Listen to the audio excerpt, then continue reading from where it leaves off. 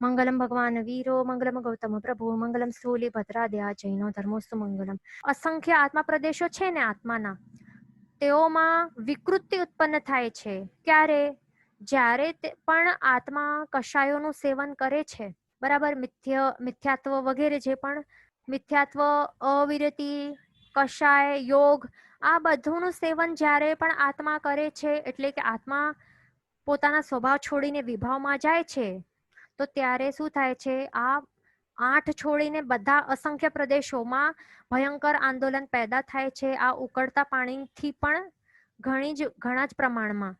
તો એને શું કહેવાય છે? સંસર્ગ વિસર્ગ. અહીંયા આપણે સંસર્ગ વિસર્ગ વિશે બરાબર જોશું. તો સંસર્ગ વિસર્ગ એટલે શું? એના કારણે શું થાય છે?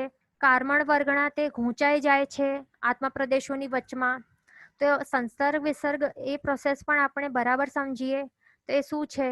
તો સંસર્ગ વિસર્ગમાં શું થાય છે? આત્મા પ્રદેશો એકબીજાથી લાંબા પહોળા થાય છે અને વિવિધ આકારોમાં એ વિકૃત બને છે.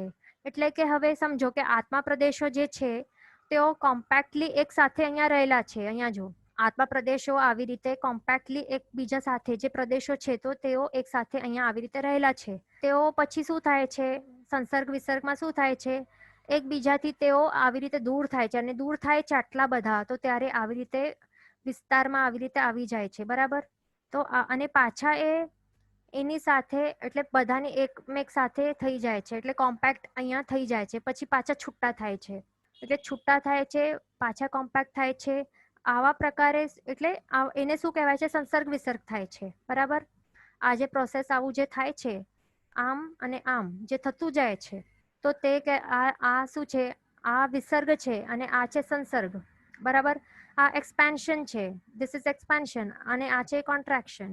એટલે અહીંયા ડેન્સલી કોમ્પેક્ટ થઈ જાય છે, એ સંસર્ગ થાય છે, અને આ જે છૂટા થઈ જાય છે તો તે વિસર્ગ. આવી રીતે છૂટા થઈ જાય છે, બરાબર. તો આવી રીતે, એટલે એ સમજવાનું છે કે એક એક પ્રદેશોની સાઈઝ તે સરખી જ રહેલી હોય છે. એ સાઈઝ કઈ મોટી નાની થતી નથી.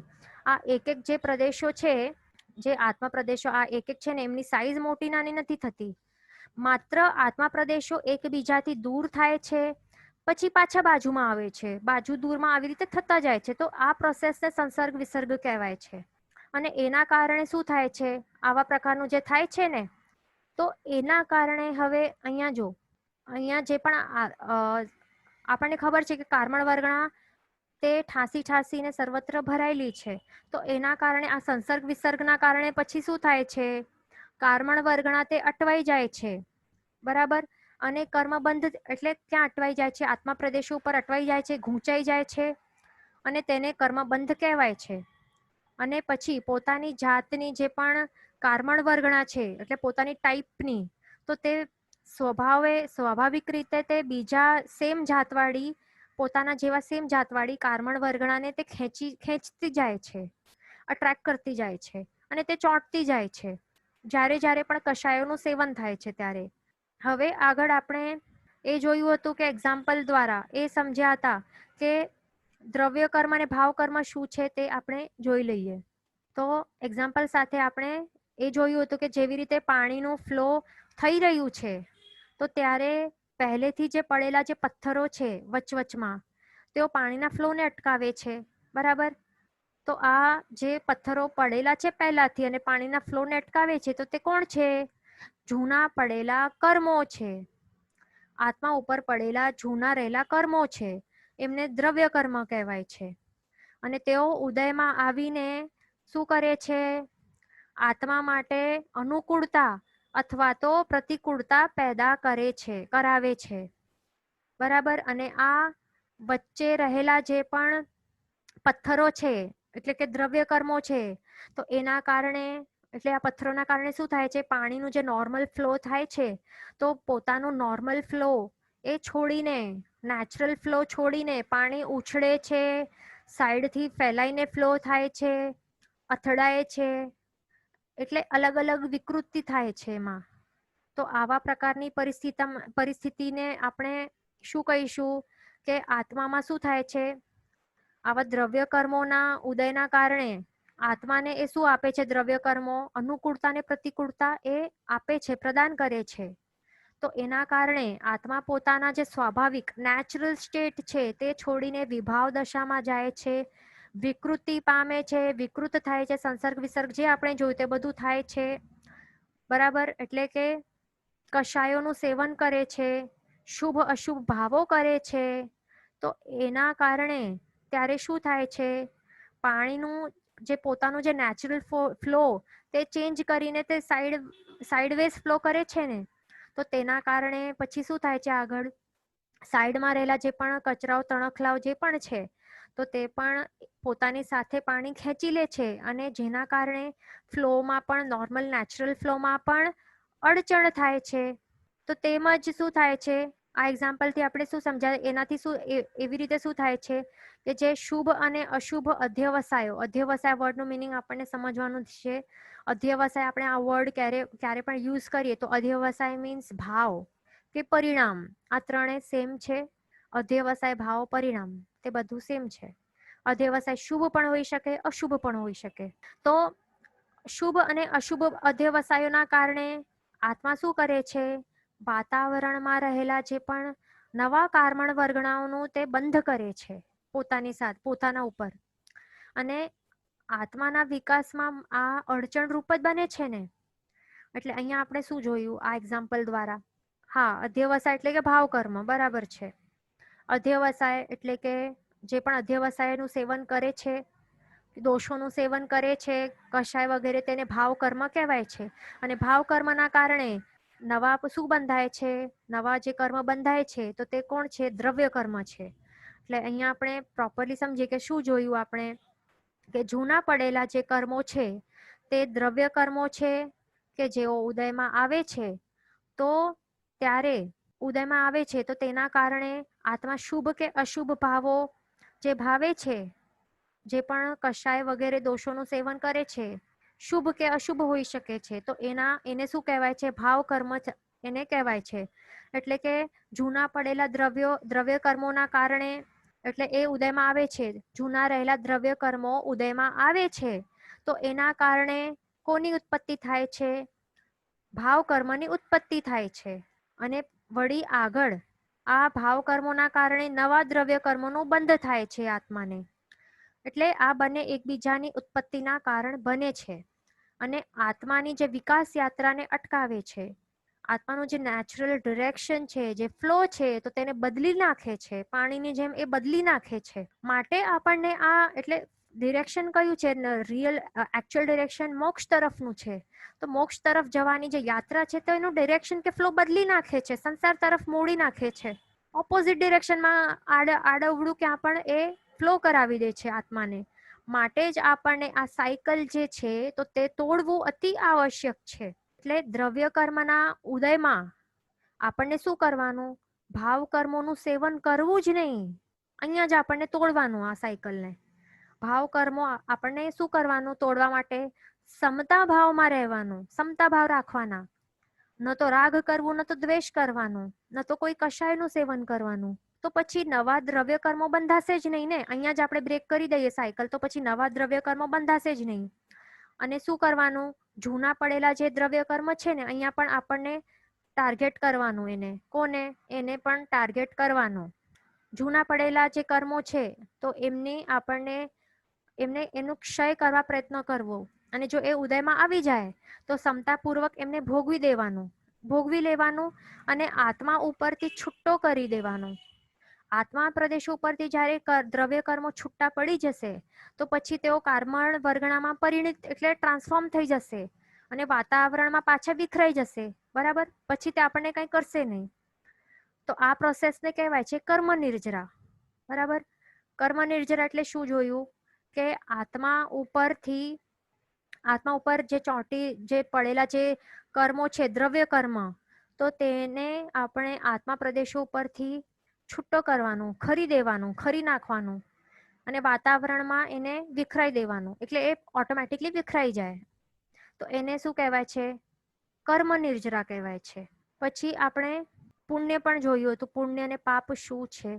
તો પુણ્ય એટલે શું, કે ઉદયમાં જ્યારે પુણ્ય એવા પ્રકારના કર્મો છે કે જે ઉદયમાં આવે ને તો ત્યારે શું થાય છે, અનુકૂળતામાં એ આપણને અનુકૂળતા પ્રદાન કરે છે, અને એ અનુકૂળતા કે જે સુખ સામગ્રીઓ જે આપણને પ્રદાન કરે છે, તો એની અંદર એ સુબુદ્ધિ કે દુર્બુદ્ધિ પણ એનું એ પણ પ્રદાન કરી શકે છે.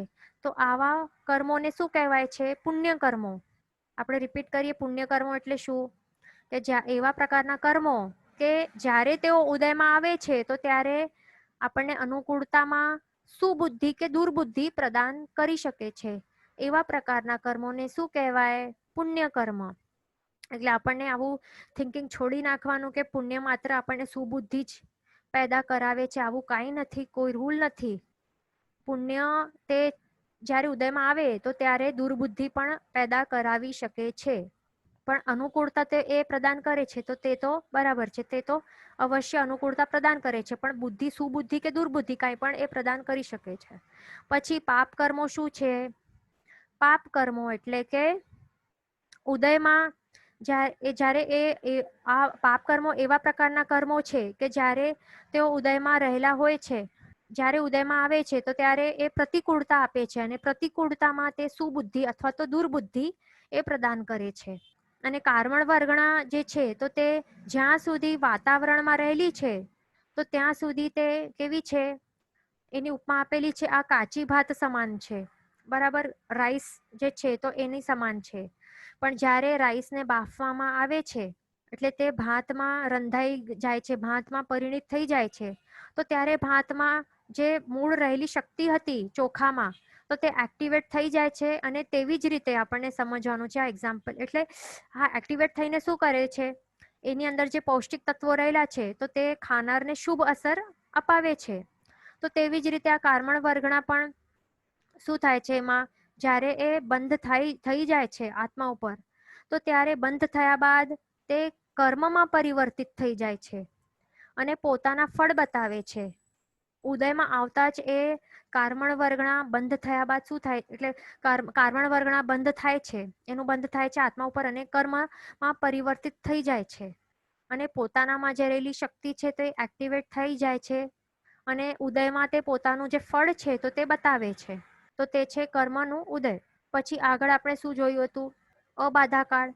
તો એમાં શું છે કે જ્યાં સુધી બંધાયેલા કર્મ ઉદયમાં આવતા નથી, માત્ર બંધાઈને જ પડેલા છે, આત્મા પ્રદેશો પર માત્ર ચોંટાઈને રહેલા છે, તો ત્યાં સુધીના કાળને અબાધા કાળ કહેવાય છે.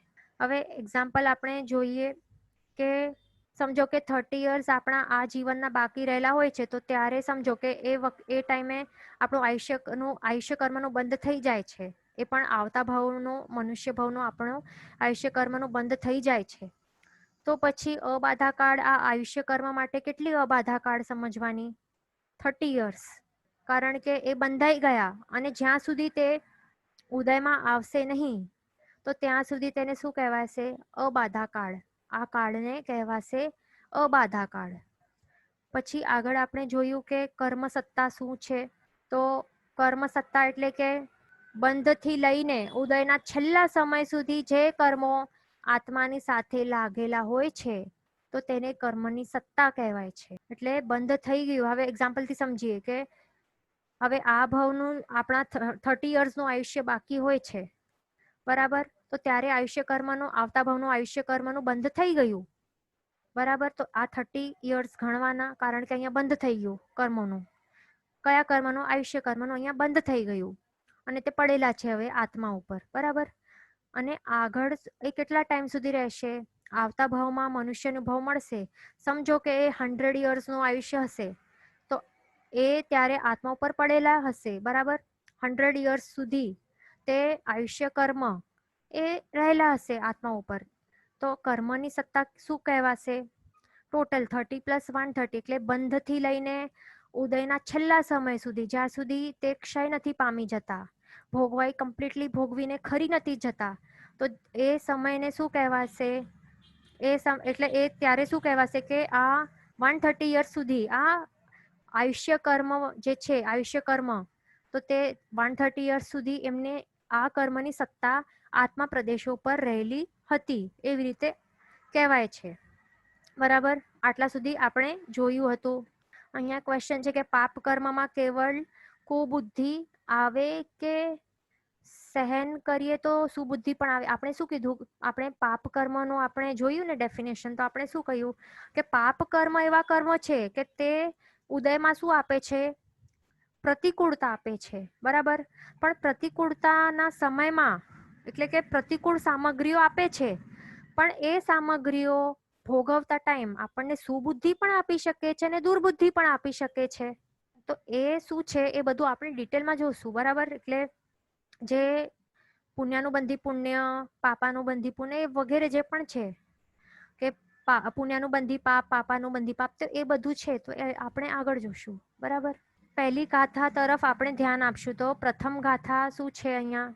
સિરી વીર ઝીણમ વંદીય કમ્મ વિવાઘમ સમાસઓ વુચ્છમ કીરઈ જી એણ હે ઉહિમ ઝેણમ તો ભન્નએ કમ્મમ.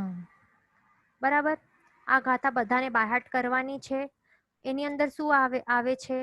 સિરી વીર ઝીણમ એટલે શું? સિરી એટલે કે શ્રી, વીર જિનેશ્વરને, વીર એટલે કે મહાવીર સ્વામી, ઝીણ એટલે કે ઝીણમ એટલે કે જિનેશ્વરને, વંદીય વંદન કરીને, કમ્મ એટલે કે કર્મ, વિવાઘમ વિપાક, વિપાક એટલે કે ફળ, કર્મનું ફળ, સમાસઓ એટલે ટૂંકમાં, શોર્ટમાં, વુચ્છમ કહીશ, કીરઈ કરાય છે, જી એણ જીવે, હેઉહિમ હેતુઓ વડે, જેણમ જેથી, તો તેથી, ભન્નએ કહેવાય છે, કમ્મમ એટલે કે કર્મ. તો એનું ગાથાર્થ શું છે? શ્રી મહાવીર સ્વામીને વંદન કરી કર્મ વિપાક નામનો ગ્રંથ હું ટૂંકામાં કહેવાનો છું. જેથી, આ નેક્સ્ટ સેન્ટેન્સ છે કે જેથી જીવ વડે હેતુઓ દ્વારા કરાય છે તેથી કર્મ કહેવાય છે. આપણે અહીંયા જે જોયું પહેલી ગાથા, તો એની અંદર શું આવે છે? કોઈ પણ ગ્રંથની શરૂઆત કરતા પહેલા ગ્રંથકાર ભગવાન 4 વસ્તુઓનો ઉલ્લેખ અવશ્યમેવ કરે છે. 5 વસ્તુઓનું: મંગલાચરણ, વિષય, સંબંધ, પ્રયોજન અને અધિકારી. આમ આમ આવી રીતે 5 વસ્તુઓ પણ કહી શકાય છે, અથવા તો 4 વસ્તુઓ પણ કહી શકાય છે. 4 વસ્તુઓમાં શું આવે છે? વિષય, સંબંધ, પ્રયોજન અને અધિકારી. મંગલાચરણ તો રહેલું હોય પણ એને કાઉન્ટ નથી કરાવતું, એટલે 1+4 કહી શકાય અથવા તો 5 કહી શકાય. તો સૌથી પહેલા શું આવે છે અહીંયા? જો અહીંયા આવે છે ને મંગલાચરણ, તો એ પહેલું આપણે જોઈશું કે મંગલાચરણ શું છે. તો આ પ્રથમ ગાથામાં પૂજ્ય આચાર્ય ભગવંત શ્રી દેવેન્દ્ર સુરીશ્વરજી મહારાજ સાહેબ, એમણે શું કર્યું છે? એમણે શ્રી મહાવીર સ્વામીને નમસ્કાર કરવા દ્વારા આ ગ્રંથની શુભ મંગલ શરૂઆત કરી છે. એ પણ કયા શબ્દો દ્વારા? સિરી વીર ઝીણમ વંદીય. આ શબ્દો દ્વારા એમણે શું કર્યું છે? મહાવીર સ્વામી ભગવાનને એમણે વંદન કર્યું છે. તેમણે પ્રભુના બાહ્ય અને અભ્યંતર લક્ષ્મીથી યુક્ત એવા કયા ભગવાન? મહાવીર સ્વામી જે ભગવાન છે, તો એમના ગુણોનું સ્મરણ કર્યું છે, અને એ પણ મનથી. અને વળી તો એમણે શું કર્યું છે કે પ્રભુના ગુણોનું સ્મરણ કર્યું છે મન દ્વારા, ગુણોનું સ્મરણ કર્યું છે. અને સ્તુતિરૂપી જે ગાથા છે, આ જે કર્મ વિપાક નામનું ગ્રંથ છે, તે સ્તુતિરૂપી છે. મહાવીર ભગવાનની સ્તુતિરૂપ જ એ કહેવાય છે. તો આવી રીતે સ્તુતિરૂપી જે ગાથાને, આ ફર્સ્ટ જે ગાથા છે, તો એણે વચનથી એમણે બોલ્યું છે, બરાબર. વચનથી એમણે ગાઈ છે સ્તુતિ પ્રભુની, અને વળી પ્રણામ પણ કર્યું છે, વંદન પણ કર્યું છે. તો તે કાયાથી કર્યું છે, એટલે મન વચન કાયાથી ત્રિવિધે પ્રભુને સ્તુતિની સાથે વંદન કરીને એમણે મંગલાચરણ કર્યું છે, બરાબર. તો આવી રીતે કરાતા પ્રભુના નામ સ્મરણ દ્વારા પ્રભુને વંદન કરાય છે, તો તેને શું કહેવાય છે? ઉત્કૃષ્ટ એવો ભાવ મંગલ કહેવાય છે. અને એના કારણે શું થાય છે? જે ગ્રંથના જે રચના જે કરનાર છે, તો તેમને કોઈ પ્રકારના વિઘ્નો આવતા નથી. અંતરાય કર્મો જો રહેલા હોય તો તેઓ નાશ પામે છે. શરૂઆતથી જ આવી રીતે આવા પ્રકારનું ભાવ મંગલ કરવામાં આવે છે. એટલે કોઈ પણ ગ્રંથોની આપણે જો જોઈશું ને, કોઈ પણ આપણા શાસ્ત્રના ગ્રંથ હોય તો એમાં શું હોય છે? એમાં ભાવ મંગલ કરવામાં આવે છે. બરાબર. અહીંયા ક્વેશ્ચન આવેલો છે કે in the text book only 4 till પ્રયોજન, તો એમાં અધિકારી પણ એનું પણ સમાવેશ કરવામાં આવે છે. અહીંયા એક રિક્વેસ્ટ છે કે પ્લીઝ રિપીટ, તો શું રિપીટ કરવાનું? ઓકે, લક્ષ્મી. હા, તો એ બાહ્ય લક્ષ્મી, અભ્યંતર લક્ષ્મી હવે આપણે કહીશું. ફર્સ્ટ હા મંગલાચરણ છે, પણ મંગલાચરણને ફર્સ્ટ નહીં ગણતા. એવી રીતે પણ ગણાય છે કે વિષય, સંબંધ, પ્રયોજન અને અધિકારી, પણ મંગલાચરણ એને નંબર નથી અપાતો, પણ મંગલાચરણ તો હોય છે, એટલે 5 કહી શકાય, અથવા તો 1+4 એવી રીતે પણ કહી શકાય છે. બરાબર. 1+4 એટલે કે મંગલાચરણ પ્લસ બાકીના 4, અથવા તો જો 5 કહીએ તો મંગલાચરણ સહિત બધા 5. ઓકે, તો હવે આગળ આપણે જોઈએ કે આવા પ્રકારનું ભાવ મંગલ તેઓ કરે છે, અને એના કારણે પોતાને તો વિઘ્ન નડતા નથી, પણ એના પ્રભાવથી જે ગ્રંથને જે ભણનાર છે અને ભણાવનાર છે, તો એના માટે પણ એમના સામે પણ વિઘ્નો આવતા નથી, અને સંપૂર્ણ ગ્રંથ જે ભણનાર છે તે નિર્વિઘ્ને સંપૂર્ણ પ્રોપરલી ભણી શકે છે. બરાબર. અને ભણાવનાર પણ નિર્વિઘ્ને તે પરિપૂર્ણ એટલે કમ્પ્લીટલી ભણાવી શકે છે. એમાં કોઈ પ્રકારના અંતરાય કર્મો આવતા નથી, કોઈ પણ વિઘ્નો નડતા નથી. હવે દ્રવ્ય મંગલ જે છે, આ તો ભાવ મંગલ હતું. બરાબર. પણ દ્રવ્ય મંગલ વડે જે પણ અનેક કાર્યો જે લૌકિક વ્યવહારમાં કરતા હોય છે જગતમાં, જેમ કે શેરડી યુઝ કરે, કે દહીં યુઝ કરતા હોય, કે ગોળ યુઝ કરતા હોય, તો એ બધું યુઝ કરતા ટાઈમ એટલે કે દ્રવ્ય મંગલ દ્વારા આટલું એવું સક્સેસ રેટ નથી રહેતું. બરાબર. પણ તે ફેલ પણ થઈ શકે છે દ્રવ્ય મંગલ, કારણ કે આ બધું શું આપણા પુણ્ય ઉપર ડિપેન્ડન્ટ છે કે આપણને સફળતા મળશે કે નહીં. બરાબર. તો દ્રવ્ય મંગલ તે ફેલ પણ થાય છે, આટલા પ્રમાણમાં તેની સક્સેસ રેટ રહેલી નથી. પણ ભાવ મંગલને તો અવશ્ય શુભ મંગલ એ કરાવે જ છે. બરાબર. ભાવ મંગલ છે ને, તો તે અવશ્ય શુભ મંગલ તે કરાવે જ છે, અને અમંગલનું તે નાશ કરે છે. તો અહીંયા ગ્રંથકાર ભગવંતે કોણે વંદન કરીને મંગલાચરણ કર્યું છે? તો તે છે શ્રી વીર જિનેશ્વરને. તો શ્રી એટલે શું? શ્રીનું શબ્દ શું આવ્યું છે ગાથામાં? અહીંયા શું આવ્યું છે? સિરી આવ્યું છે ને, સિરી. તો સિરી અહીંયા, તો સિરી એટલે શું? સિરી એટલે કે શ્રી. તો આ શબ્દ શું દર્શાવે છે? સિરી એટલે કે લક્ષ્મી. તો કેવી લક્ષ્મી? બાહ્ય લક્ષ્મી અને અભ્યંતર લક્ષ્મી. બાહ્ય લક્ષ્મી એટલે શું? કે બાહ્યથી તીર્થંકર ભગવાનની જે પણ સુંદર નયન રમ્ય જે પણ અષ્ટમહાપ્રાતિહાર્ય રૂપ જે વૈભવ છે, સમવસરણ વગેરે જે પણ છે, અને અતિશયો છે, તો તે આ સંસારમાં રહેલી કોઈ પણ વસ્તુના તોલે આવી શકે જ નહીં. આટલી ચઢિયાતી હોય છે, આટલી નયન રમ્ય, અને દર્શનમાં પણ દર્શન કરતા પણ આટલી મનોહર હોય છે, આટલી સુંદર હોય છે, અને એક્સપેન્સિવ તો એટલી હોય છે કે આપણે કેટલું પણ એક જગ્યા બધા આખા વિશ્વમાં રહેલું જેટલું પણ જે પણ એક્સપેન્સિવ આપણે સુવર્ણ કહીએ તો ગોલ્ડ રાખીએ, તો એનાથી પણ એક વાત આટલું આપણે બનાવી નહીં શકીએ. આજે સમવસરણનું એક ડોટ પણ આપણે બનાવી નહીં શકીએ. આટલું આ ઉત્કૃષ્ટ અને દૈવી અને અલૌકિક હોય છે તે. અને પ્રભુની જે 34 અતિશય રૂપ જે બાહ્ય લક્ષ્મી છે, કે જે પ્રભુને કેવલ જ્ઞાન બાદ તે પ્રભુને પ્રગટ થાય છે. બરાબર. તો અને વળી આ જે લક્ષ્મી છે, બાહ્ય લક્ષ્મી, તો તે પ્રભુની સાથે જીવન પર્યંત રહે છે, એટલે એમનું નિર્વાણ થાય છે તો ત્યાં સુધી તે જીવન પર્યંત રહે છે. તો આ છે બાહ્ય વૃદ્ધિ કે બાહ્ય લક્ષ્મી એને કહેવાય છે. તો સિરી શું દર્શાવે છે? એક તો બાહ્ય લક્ષ્મી અને બીજી છે અભ્યંતર લક્ષ્મી. તો અભ્યંતર લક્ષ્મી શું છે? તો તે મહાવીર સ્વામી ભગવાનના આત્માના જે સ્વાભાવિક ગુણો છે, તો તે કયા કયા ઉત્પન્ન થઈ ગયા છે, પ્રગટી ગયા છે? અનંત જ્ઞાન એટલે કે કેવલ જ્ઞાન, અનંત દર્શન, અનંત ચારિત્ર, અનંત વીર્ય, આવા પ્રકારના ગુણો, આત્મિક ગુણો એમાં પ્રગટ થઈ ગયા છે. તો આ જે ભાવ પ્રાણ છે એટલે કે આત્મિક ગુણો કે સ્વાભાવિક ગુણો, તો તે અભ્યંતર લક્ષ્મી કહેવાય છે. અને આવા પ્રકારની બાહ્ય લક્ષ્મી અને અભ્યંતર લક્ષ્મી બંને સાથે, જે આ બંને જેમની સાથે હોય છે, તો તે કોણ હોય? માત્ર તીર્થંકર ભગવાન તો જ હોય છે. આવા પ્રકારની બાહ્ય અને અભ્યંતર લક્ષ્મી આપણે બીજા કોઈની પાસે જોઈ છે? ક્યારે જોવા મળશે નહીં. માત્ર જે તીર્થંકર ભગવાન છે એમની પાસે જ આવા પ્રકારની બાહ્ય ની સાથે સાથે અભ્યંતર લક્ષ્મી રહેલી હોય છે, એટલે એમને અદ્વિતીય પણ કહી શકાય છે, અદ્વિતીય અને સર્વોત્કૃષ્ટ લક્ષ્મી. તો આવા પ્રકારના બાહ્ય અને અભ્યંતર લક્ષ્મીના દર્શન કરીને અનેક આત્માઓને કેવલ જ્ઞાન પણ પ્રગટ થયું છે. 500 તાપસોની વાત કરીએ તો તેઓ પ્રભુની બાહ્ય લક્ષ્મીના માત્ર દર્શન કરીને જ, દૂરથી દર્શન કરીને આવા ઉત્કૃષ્ટ અને શુભ આલંબન એમણે પ્રાપ્ત થયું બાહ્ય લક્ષ્મીનું, તો એના દર્શનથી એના કારણે તેઓમાં આત્મામાં શુભ પરિણામોની એક ધારા તે ઉત્પન્ન થઈ, બરાબર. અને શુભ પરિણામોને તે પામીને તે આવા પ્રકારની ભાવધારા જે એમનામાં ઉત્પન્ન થઈ એના કારણે તેમને કેવલ જ્ઞાન પ્રગટ થયું, બરાબર.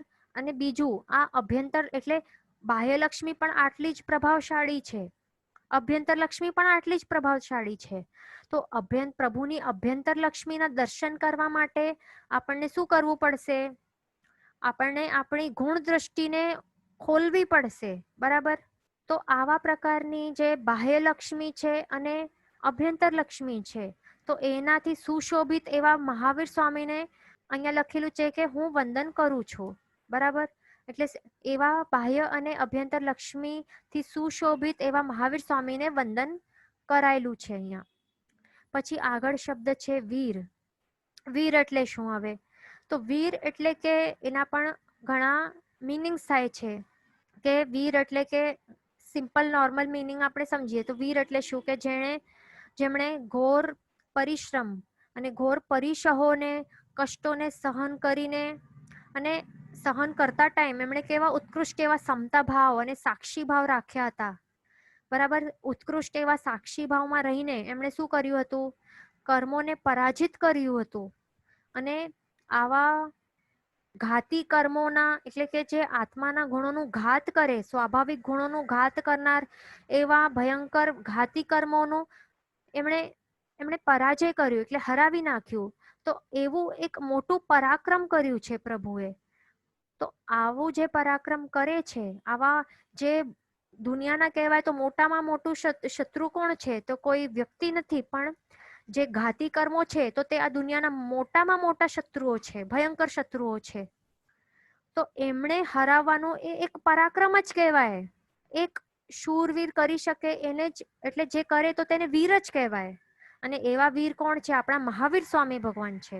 ક્ષમા કરવામાં પણ તેઓને વીરતા બતાડી છે. ઘોર ઉપસર્ગ કરનાર એવા જે સંગમ દેવને પણ એમણે ક્ષમા આપી દીધી છે, એના ઉપર પણ કરુણા વરસાવી છે. તો એવા ઘોર ઉપસર્ગો કરનાર ઉપર પણ એમણે શું કરી છે? ક્ષમા આપી છે અને પોતાની જે વીરતા છે તે બતાડ્યું છે. તો એવા આપણા વીર પ્રભુ છે અને એમણે વંદન કરવામાં અહીંયા આવે છે. આગળ છે ઝીણમ. ઝીણમ એટલે શું? અહીંયા ક્વેશ્ચન છે કે બાહ્ય લક્ષ્મી એટલે શું? તો બાહ્ય લક્ષ્મી એટલે કે પ્રભુની જે અહીંયા આપણને જે રાઈટ સાઈડમાં જો ફોટોમાં શું દેખાય છે અને લેફ્ટમાં પણ, રાઈટમાં આપણને અષ્ટમહાપ્રાતિહાર્ય દેખાય છે, લેફ્ટમાં આપણને સમવસરણ દેખાય છે. એટલે જે બહારથી દેખાય છે, જે દ્રવ્યરૂપી જે બહારથી લક્ષ્મી દેખાય છે, દ્રવ્ય લક્ષ્મી પણ કહી શકાય, તો એ બધું બાહ્ય લક્ષ્મી છે. બીજું અહીંયા ક્વેશ્ચન છે કે દ્રવ્ય મંગલ એટલે શું? તો દ્રવ્યથી જે મંગલ કરવામાં આવે લૌકિક વ્યવહારમાં, એટલે દ્રવ્યો કયા હોઈ શકે? કે કોઈક દહીં ખવડાવે ને કે જાઓ આપને આ કાર્ય કરવાનું છે, આપનું કાર્યમાં સફળતા પ્રાપ્ત થઈ જશે, એટલે દહીં ખવડાવે, કે ઘોળ ખવડાવે, કે શેરડી ત્યાં મૂકે દરવાજાની ત્યાં, કે પાણીના ઘડાવાળી સ્ત્રી આવે સામે, કે આવો ગોલ ગોલ ફરે. એટલે આ પ્રકારની જે દ્રવ્ય યુઝ કરીને જે પણ મંગલ કરવા માટે પ્રયત્ન કરવામાં આવે છે ને, ભલે તે સક્સેસ થાય કે ફેલ પણ થાય, પણ જે પણ એ કરવામાં આવે છે તો તેને શું કહેવાય છે? દ્રવ્ય મંગલ કહેવાય છે, બરાબર. અને મેઇનલી એનું કંઈ આપણે એક અપેક્ષા એ કહી શકીએ કે એનું કંઈ આટલું સક્સેસ રેટ નથી હોતું. એવરીથિંગ ડિપેન્ડ્સ ઓન યોર પુણ્ય. બધું આપણા પોતાના પુણ્ય ઉપર ડિપેન્ડન્ટ છે. જો એનું ઉદય રહેલું હશે તો આપણને સફળતા મળશે, નહીં તો નહીં મળશે. પછી કેટલી પણ દહીં આપણે 1 કિલો પણ ખાઈ જશું તો પણ કાંઈ થવાનું નથી. એટલે હા, શુકન જેવું જ એ કહી શકાય છે. અને ભાવ મંગલમાં કેવી તાકાત છે કે આપણો પુણ્ય ઉદયમાં રહેલું ન હોય. બરાબર, સમજો કે આપણો પુણ્ય ઉદયમાં રહેલું નથી અને આપણે ભાવ મંગલ કર્યા વગર એમ જ જઈએ તો એ ફેલ થવાનું છે. પણ જો ભાવ મંગલ કરીને જઈએ ને તો ભાવ મંગલમાં એવું પ્રભાવ છે કે જે અંતરાય કર્મ વગેરે જે હોય છે ને, નડતરો ઉપદ્રવ જે પણ જે અડચણો આવે છે તો તે કોના કારણે આવે છે? કર્મોના કારણે જ આવે છે ને. તો ભાવ મંગલમાં આવું એવા પ્રકારનું આ પ્રભાવ હોય છે કે તે કર્મોનો ક્ષય કરે છે. કર્મોને ક્ષય કરી નાખશે તો પછી આડો કોણ આવશે? આગળ આવશે કઈ ઉપદ્રવ કે કઈ પણ અડચણ કે અંતરાય? કઈ નહીં આવે. એટલે ભાવ મંગલ કરીને જવાનો. આ દ્રવ્ય મંગલ તો આ બધું શું છે, 100% સક્સેસ આપતું નથી. એ પુણ્ય પર ડિપેન્ડન્ટ છે. પણ જે ભાવ મંગલ છે તો તે આપણું જે ભાગ્ય છે તો તે બદલાવી પણ શકે છે. અને સમજો કે નિકાચિત પાપોદય હોય, સમજો કે અડચણ આવવાની જ છે, તો પછી ભાવ મંગલનું શું કરાવે છે? તો ત્યારે આપણને લાગે કેટલી વાર કે અમે તો નૌકર ગણીને જ ગયા હતા તો પણ આપણું કામ નહીં થયું, તો હવે નૌકારમાં શું તાકાત નથી? એવી શંકા લાવવાની જ નથી અહીંયા. તો એ નિકાચિત પાપ કર્મનું ઉદય રહેલું હોય તો ત્યારે એ ભોગવવું જ પડે છે. ત્યારે ભલે આપણને સક્સેસ નથી થતું, પણ ભાવ મંગલનું ત્યારે શું આપણને ફાયદો થાય છે? ભાવ મંગલના કારણે શું થાય છે? ભલે આપણું કામ ત્યારે ભલે નથી થતું, ભલે એ ફેલ થઈ જાય છે, સક્સેસ મળતું નથી, છતાં પણ ત્યારે આપણી મનની સમાધિ ટકાવી આપે છે. ભાવ મંગલમાં એવું પ્રભાવ છે. પરિસ્થિતિ કેવી પણ હોય પણ મનની સ્થિતિને બગાડવા આપતો નથી. બરાબર, એટલે મનની સમાધિ ટકાવવા માટે એ બહુ જ હેલ્પફુલ બને છે ભાવ મંગલ. ક્વેશ્ચન છે કે ભાવ મંગલ કેવી રીતે કરવાનું? તો ભાવ મંગલ આપણે અહીંયા જોઈ રહ્યા છીએ ને, ફર્સ્ટ ગાથામાં જ શું છે? ફર્સ્ટ ગાથામાં સિરી વીર ઝીણમ વંદીય, એટલે મહાવીર સ્વામી ભગવાનને વંદન કરીને કરવામાં આવે છે આ કાર્ય સ્ટાર્ટ, ગ્રંથની રચનાનું કે ગ્રંથ ભણવાનું. તો તેવી જ રીતે પ્રભુનું નામ સ્મરણ તે શ્રેષ્ઠ ભાવ મંગલ છે. નવકાર મહામંત્ર પંચ પરમેષ્ઠીનું ને વંદન કરવાનું તે પણ શ્રેષ્ઠ ભાવ મંગલ છે. સ્નાત્ર પૂજા છે, પ્રભુના દર્શન, પ્રભુનું મુખ જોવું સવારમાં, એનાથી ચડિયાતું બીજું કોઈ શું હોઈ શકે? બરાબર, આ શ્રેષ્ઠ એવું ભાવ મંગલ છે. પ્રભુની ભાવ પૂજા કરવાની, એમનું સ્તુતિ સ્તવના ચૈત્ય વંદન કરવાનું, આ બધા ભાવ મંગલ છે. બરાબર, આગળ આવે છે કે ઝીણમ. આ વર્ડ છે ઝીણમ. તો ઝીણમ એટલે શું? કે ઝીણમ એટલે કે જેમણે મોહનીય કર્મ, જે મોહનીય કર્મ શું કહેવાય છે? કર્મોનું રાજા કહેવાય છે. તો જેમણે આ મોહનીય કર્મને જ પરાજિત કરી દીધું છે, એમને જ હરાવી દીધું છે. મોટા જે રાજા બોસને જ હરાવી દીધું તો પછી નાનકડા જે પ્યાદા છે તો તે શું બગાડી શકવાના છે? બરાબર, તો મોહનીય કર્મને જેમણે હરાવી દીધું છે, રાગ દ્વેષને હરાવ્યું છે અને જીત પ્રાપ્ત કરી છે, એમણે જીન કહેવાય છે કે જીનેશ્વર ભગવાન કહેવાય છે. બરાબર, એટલે આવા પ્રકારના જે પ્રભુના ગુણોનું સ્મરણ કરવાનું એ જ શ્રેષ્ઠ ભાવ મંગલ છે. એટલે પ્રભુના ગુણોનું સ્મરણ કરવાનું, પ્રભુના ગુણોનું સ્મરણ કરીને એમને નમસ્કાર કરવાનું, વંદન કરવાનું. તો આવા પ્રકારના મંગલાચરણ કરીને ગ્રંથકાર શ્રીજી શું કરે છે? ગ્રંથની શુભ શરૂઆત કરે છે.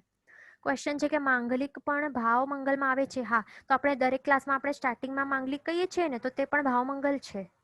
તો આપણા ક્લાસ બરાબર જાય, આપ બધાને બરાબર સમજાય, મારું પણ સ્વાધ્યાય થાય, મારા પણ કર્મની નિર્જરા થાય, આપ બધાની પણ થાય. તો એટલા માટે ભાવ મંગલ કરાય છે. તો એ માત્ર ધાર્મિક કાર્ય માટે નહીં, પણ સાંસારિક કાર્ય કરવા માટે પણ જવું હોય તો ભાવ મંગલ કરીને જવાનું. તો એનાથી શું થાય? સાંસારિક પાપ કાર્ય કરવા જઈએ ને આપણે, એ પણ ભાવ મંગલ કરીને, તો એ પાપ કાર્ય કરતા અટકાવે, આપણામાં સારી બુદ્ધિ ઉત્પન્ન કરાવે. બરાબર, એટલે પાપ કાર્યો કરતા ટાઈમ આપણી બુદ્ધિને શુદ્ધ કરાવી દે. બરાબર, એટલા માટે ભાવ મંગલ તો એ સાંસારિક કાર્ય કરતા પહેલા પણ કરવું જરૂરી છે. ક્વેશ્ચન આવ્યું છે કે જીનને પાછો એક્સપ્લેન કરવાનું. તો જીન એટલે કે જેમણે મોહનીય કર્મ જે પણ, એટલે 8 કર્મો જે છે, અથવા તો આપણે એમ કહી શકીએ કે 4 ઘાતી કર્મો જે છે, કે જે મેઇન જે આત્માના સ્વાભાવિક ગુણોને નું ઘાત કરે છે.